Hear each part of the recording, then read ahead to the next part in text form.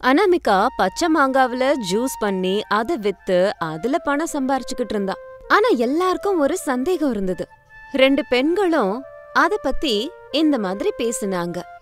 பச்சை மாங்காய் புளிப்பு ஜாஸ்தியா இருக்கும், அதை யாரும் செய்ய மாட்டாங்க. அப்படியே செஞ்சாலும் நிறைய சர்க்கரை போட வேண்டி இருக்கும். நிறைய சர்க்கரைய போட்டா தித்திப்பா இருக்கும், யாரும் வாங்க மாட்டாங்க. ஆனா இவ மாங்காய் ஜூஸ்ல நல்லா இருக்கே, எனக்கு இது எப்படின்னு ஒன்னும் புரியல. எனக்கு கூட அதேதான் சந்தேகமா இருக்கு. என்ன மாயம் பண்றாளோ என்னமோ, ஆனா வியாபாரம் மட்டும் நல்லா பண்ணி நல்லா பணம் சம்பாதிக்கிறான் அப்படின்னு 2 பேரும் பேசிக்கிட்டாங்க.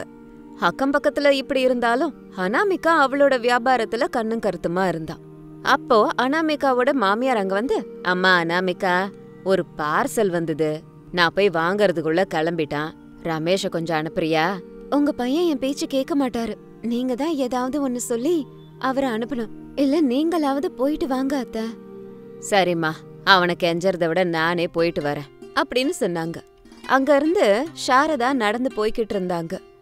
எதிரில ஒருத்தர் வந்து அவங்க கிட்ட, எனக்கு ரொம்ப தாகமா இருக்குமா, கையில இருக்கிறத பார்த்தா ஏதோ ஃப்ரூட் ஜூஸ் மாதிரி இருக்கு, கொஞ்சம் தரீங்களா அப்படின்னு கேட்டாரு. அதுக்கு சாரதாவால மறுக்க முடியல, உள்ள விஷயத்த சொன்னாங்க. ஐயோ, எனக்கு ரொம்ப தாகமா இருக்குமா, அக்கம் பக்கத்துல குடிக்க தண்ணி கூட எங்கேயும் கிடைக்கலமா, கொஞ்சம் கொடுங்க அப்படின்னு கெஞ்சி கேட்டாரு. அவங்களுக்கு வேற வழியே இல்ல. வேற வழி இல்லாத சூழ்நிலையில அவங்க ஜூஸ கொடுத்தாங்க.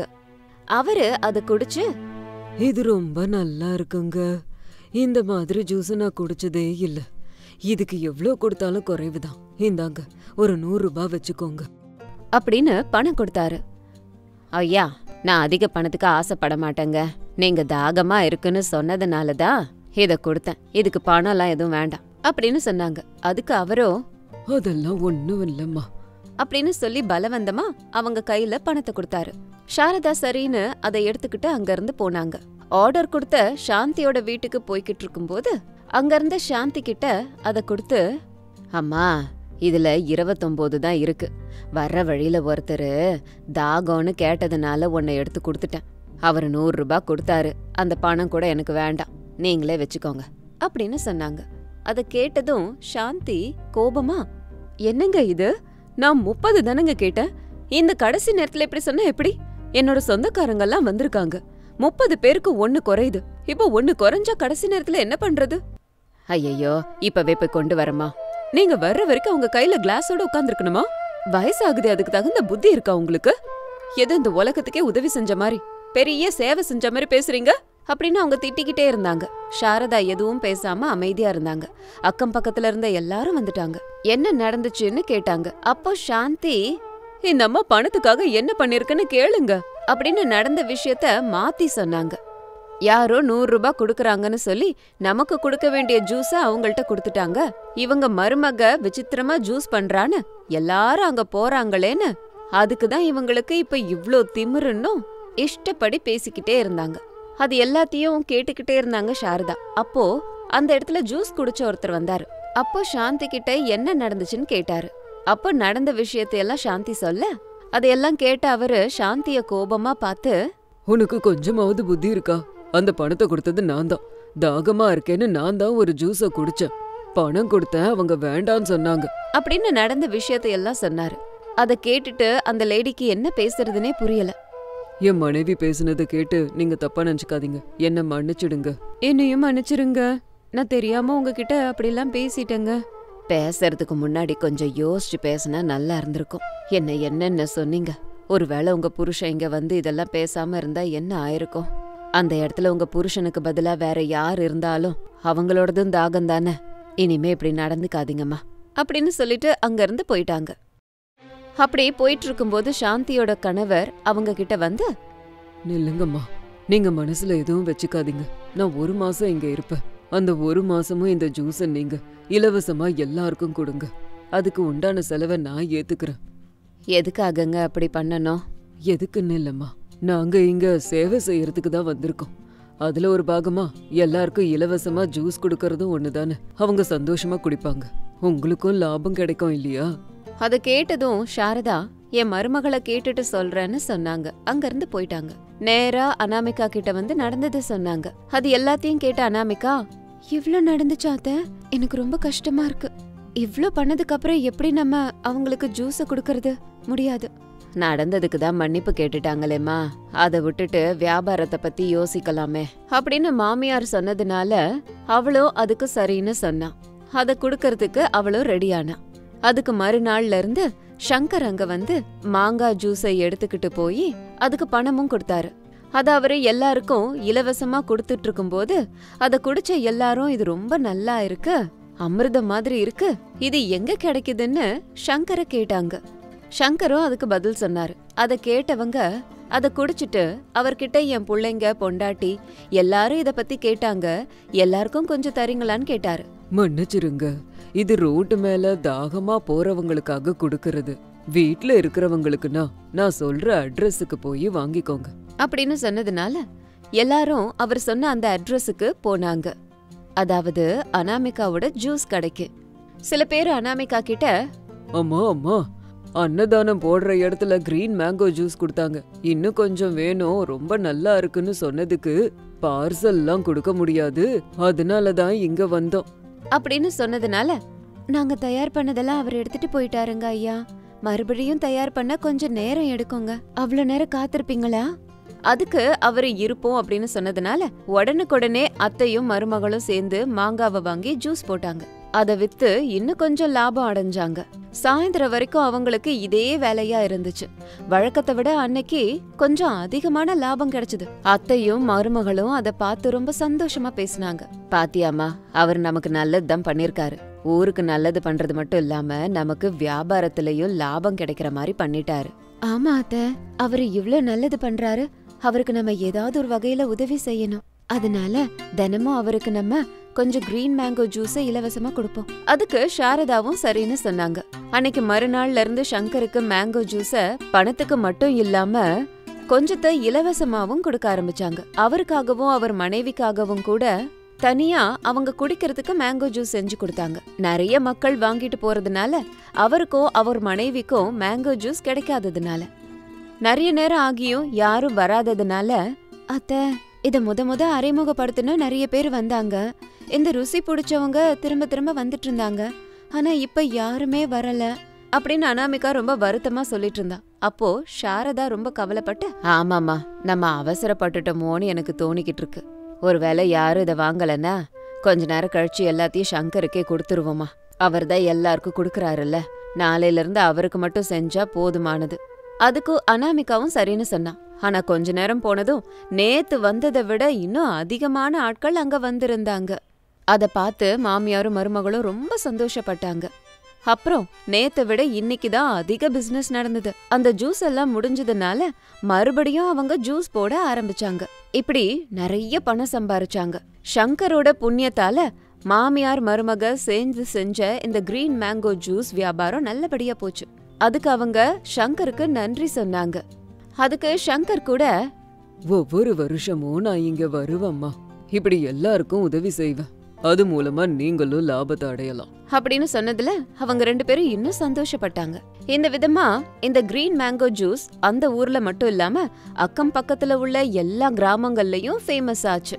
அனாமிகா மாமியார் மருமகளோட பேரு எல்லா ஊர்களுக்கும் பரவ ஆரம்பிச்சுது. இந்த மாதிரி ஸ்டோரிஸ்க்கு எங்க சேனலை உடனே சப்ஸ்கிரைப் பண்ணுங்க, லைக், ஷேர் அண்ட் காமெண்ட் பண்ணுங்க. சாரதாக்கு 3 பசங்க, ரமேஷ், சுரேஷ், கணேஷ். 3 பேரும் நல்லா படிச்சிருக்காங்க. அவங்க படிப்புக்காக சாரதா மொத்த சொத்தையும் வித்துட்டாங்க. 3 பேருக்கும் வேலை கிடைச்சது. 3 பேருக்கும் வேலை கிடைச்சதுக்கு அப்புறம் கிடைக்கிற பணத்தை கொண்டு வந்து அவங்க பண்ண கடனுக்கு கொடுத்தாங்க. அந்த சமயத்துல சாரதா தன்னோட 3 மகன்களையும் கூப்பிட்டு அவங்க கூட இப்படி பேசிட்டு இருந்தாங்க. இங்க பாருங்கப்பா, ஆளாளுக்கு படிச்சு உத்தியோகத்துக்கு வந்துட்டீங்க. இப்போ ஒரு கல்யாணத்தை பண்ணா எங்க கடமை முடிஞ்சிடும். அவங்க கால்ல நிக்கிறீங்க. இதுதான் சரியான நேரம். நானும் உங்க அப்பாவும் முடிவு பண்ணிருக்கோம். அம்மா, இப்பதான் எங்களுக்கு வேலை கிடைச்சிருக்கு, நிறைய கடன் இருக்கு, அந்த கடனெல்லாம் தீத்துட்டா நம்ம கொஞ்சம் நிம்மதியா இருக்கலாம்ல. நீ சொல்றது நிஜம்தான்ப்பா, ஆனா அந்தந்த வயசுல நடக்க வேண்டியது அந்தந்த வயசுல நடந்தாகணும். கடனை எப்ப வேணா அடைச்சுக்கலாம். அதுக்கு ரமேஷ் சரின்னு ஒத்துக்கிட்டான். மீதி 2 பேரும் யோசிச்சுக்கிட்டு இருக்கும்போது அவங்களையும் சமாதானப்படுத்தினாங்க சாரதா. சுரேஷும் கணேஷும் கூட ஓகே சொன்னதுனால 3 பேருக்கும் நல்ல சம்பந்தம் பார்த்தாங்க. கரெக்டா ஒரே வார நாள்ல சரியான சம்பந்தமும் சரியான பொண்ணும் கிடைச்சு கல்யாணமே முடிச்சிட்டாங்க. ரமேஷ் மனைவி அனாமிகா, சுரேஷ் மனைவி அவனி, கணேஷ் மனைவி அஞ்சலி. அந்த 3 பொண்ணுங்களும் பணக்கார குடும்பத்தை சேர்ந்த பொண்ணுங்க. 3 பேருக்கும் 3 விதமான குணநலன்கள் இருந்துச்சு. 3 பேரும் மாமியார் எதிரில ரொம்ப அடக்கொடக்கமா நடிப்பாங்க. அப்படி கொஞ்சம் தள்ளி போய் பயங்கரமா குறை பேசுவாங்க. எங்க வீட்ல எவ்ளோ சௌகரியம் இருக்கு தெரியுமா? இங்க ஒண்ணுமே இல்ல. கவர்மெண்ட் மாப்பிள்ளன்னு சொல்லி எங்க அப்பா எனக்கு கல்யாணம் பண்ணாரு. ஆனா இப்படிப்பட்ட குடும்பத்துக்கு வருவேன்னு நினைக்கவே இல்ல. என் புருஷன்கிட்ட போய் ஏதாவது வேணும்னு சொல்லி கேட்டா எனக்கு கடன் இருக்கு அது இதுன்னு பதில் சொல்றாரு. என் புருஷனும் அதேதான், கடன் கடன்றாரு. வரதட்சணை கொடுத்தோம்ல, அதெல்லாம் என்ன பண்ணாங்களோ? ஆமா, கல்யாணம் கூட அவ்ளோ கிராண்டா ஒண்ணும் நடக்கல.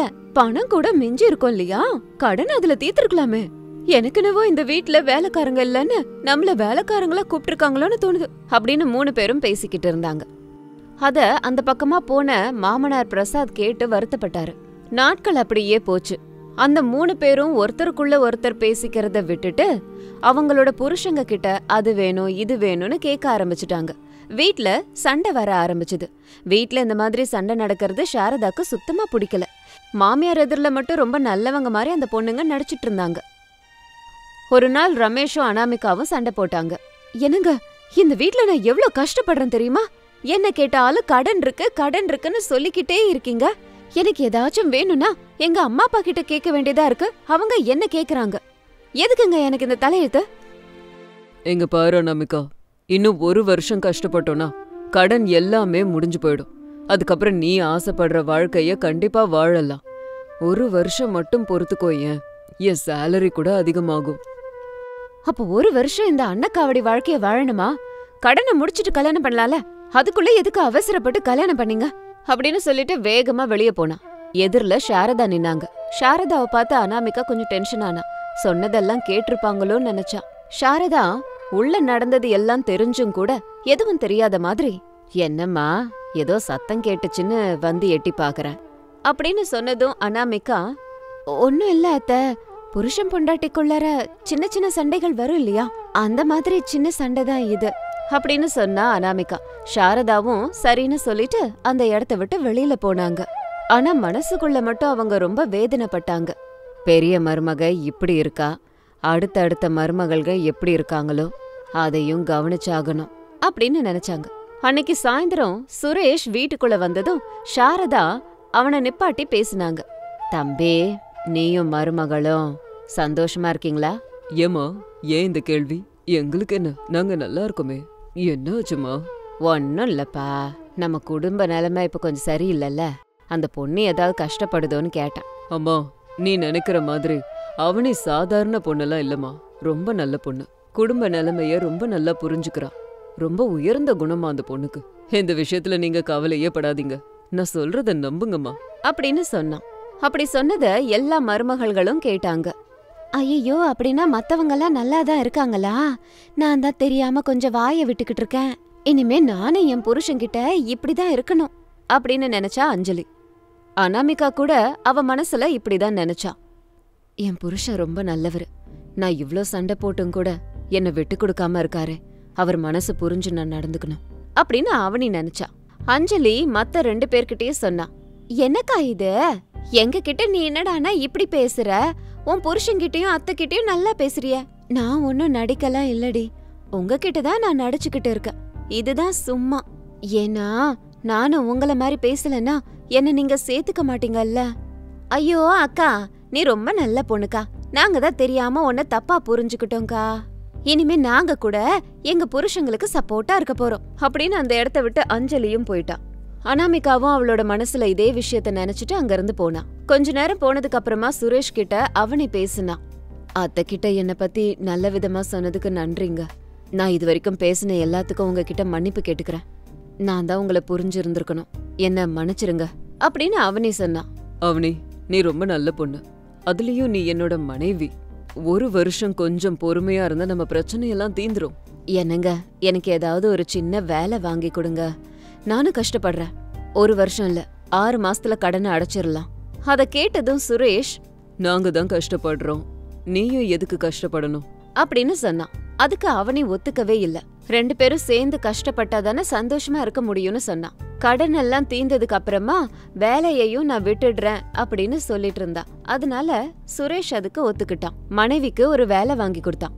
அவளும் அந்த இடத்துல கொஞ்ச நாள் வேலை பார்த்தா. எல்லாம் செட்டில் ஆச்சு.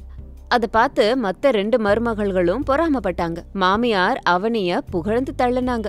ஒரு நாள் அஞ்சலி தன்னோட கணவன் கணேஷ் கிட்ட வந்து பேசிக்கிட்டு இருந்தா.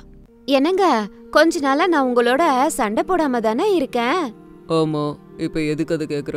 ஏன்னா நான் இப்ப ரொம்ப நல்லா மாறிட்டேங்க.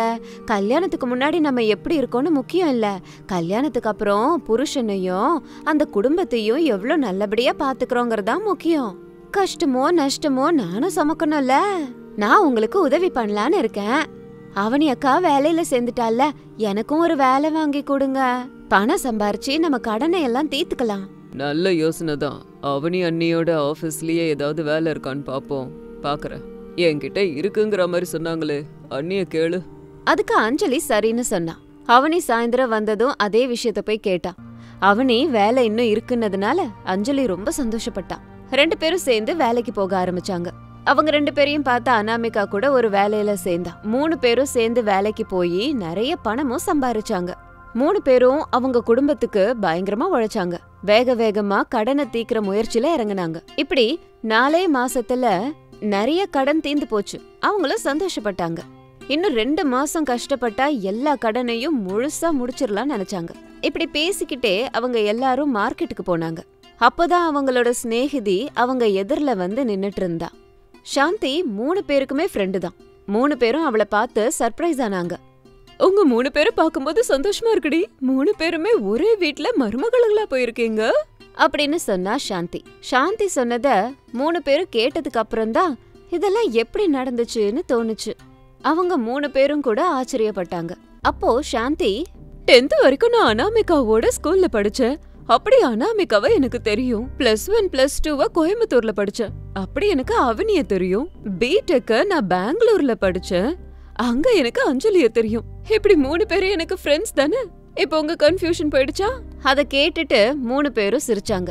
அவங்க பண்ற வேலைகளை பத்தி தெரிஞ்சுக்கிட்டு சாந்தி சிரிச்சுக்கிட்டே, என் புருஷன் என்ன வீட்டை விட்டு வெளியவே போவிட மாட்டாரு அப்படின்னு என்னென்னமோ சொல்லிக்கிட்டு இருந்தா.